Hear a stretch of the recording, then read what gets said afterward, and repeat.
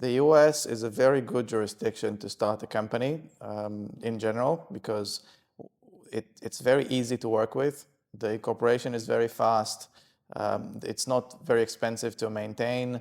It's very flexible. So if you start a US LLC, for example, you have a lot of flexibility on how to divide equity, what sort of taxation regime to choose.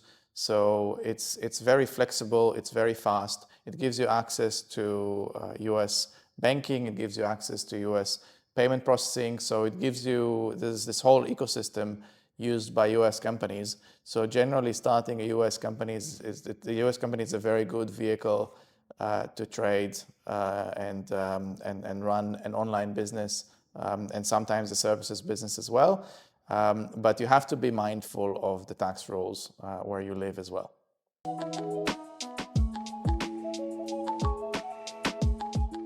Businesses, like individuals, have tax residency. It's a little bit harder for people to grasp sometimes that the business can be incorporated in one country, but tax resident in a completely different country.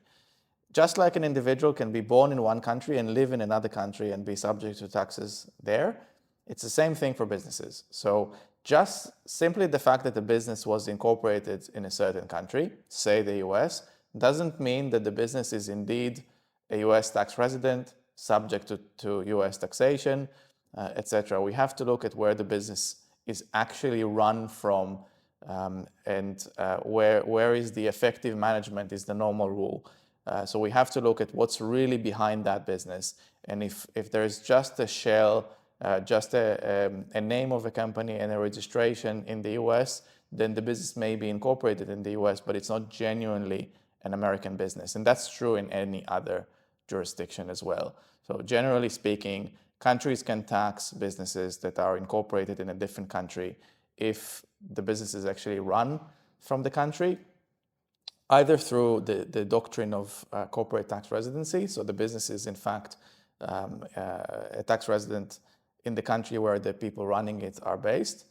But it can also be through other doctrines, such as the doctrine of transparency, such as the doctrine of permanent establishment. So generally, if you run a business from country A, but the business is incorporated in country B, it's not so straightforward to just go on and register the business elsewhere. There has to be a lot more to it. It's called substance in tax lawyers' terminology. You have to show that the business is actually related to another country.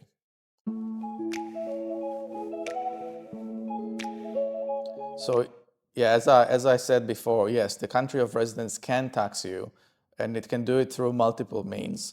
There is the doctrine of corporate tax residency. So the country where you live can conclude that the business is in fact incorporated or is a tax resident in the country where the people running it are based, where the operations are run from, or where there's an office, or where there's a person that can make significant decisions.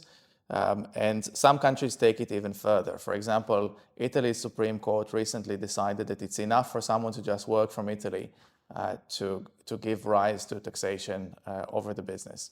So there's definitely the authority or the ability of countries to reach out to businesses that are incorporated elsewhere.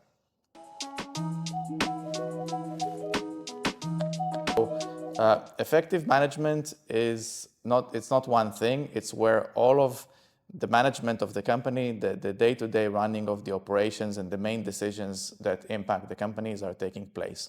The normal place to start is if the business has a board or a management entity, where does that board meet and convene? But that alone is not sufficient. So just having a sham board with a couple of accountants that don't know anything about the business, meeting every once in a while and making decisions, that's not sufficient. If a business is to be run from a certain country, there needs to be real managerial operations happening in that country.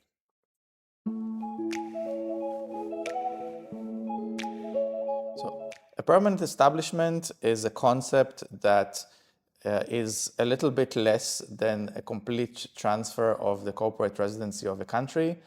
But still, it's the easiest way to think about it is like a notional branch, or there is a business in one country, and that business operates in another country through either an office or staff or someone who makes important decisions on behalf of that business, and that operation in another country creates like a subsidiary or a branch of that business within that country.